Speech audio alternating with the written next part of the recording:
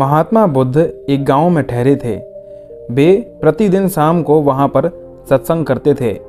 भक्तों की बहुत भीड़ होती थी क्योंकि उनके प्रवचनों से जीवन को सही दिशा और बोध प्राप्त होता था।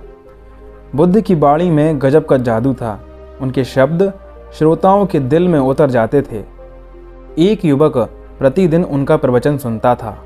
एक दिन जब प्रवचन समाप्त हो गया तो वह बुद्ध के पास आया और बोला, महाराज, मैं काफ़ी दिनों से आपके प्रवचन सुन रहा हूँ, किंतु यहाँ से जाने के बाद अपने गृहस्थ जीवन में वैसा सदाचरण नहीं कर पाता जैसा यहाँ से सुनकर जाता हूँ।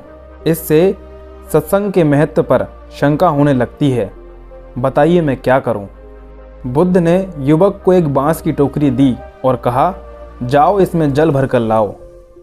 युवक टोकरी में जल भरने में असफल रहा।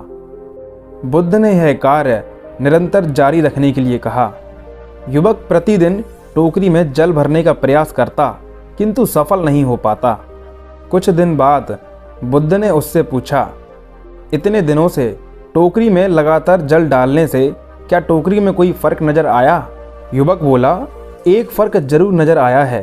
पहले टोकरी के साथ मिट्टी भी जमा होती थी, अब वह साफ दिखाई देती है, कोई गंदगी नहीं दिखाई देती और इसके छेद पहले जितने बड़े नहीं रह गए हैं, वे बहुत छोटे हो गए हैं। तब बुद्ध ने उसे समझाया, यदि इसी तरह उसमें पानी डालते रहोगे तो कुछ ही दिनों में ये छेद फूलकर बंद हो जाएंगे और टोकरी में पानी भर पाओगे। इसी प्रकार जो निरंतर सत्संग करते हैं उनका मन एक दिन अवश्य निर्मल हो जाता है। अवगुणों के छिद्र भरने लगते हैं और गुणों का जल भरने लगता है।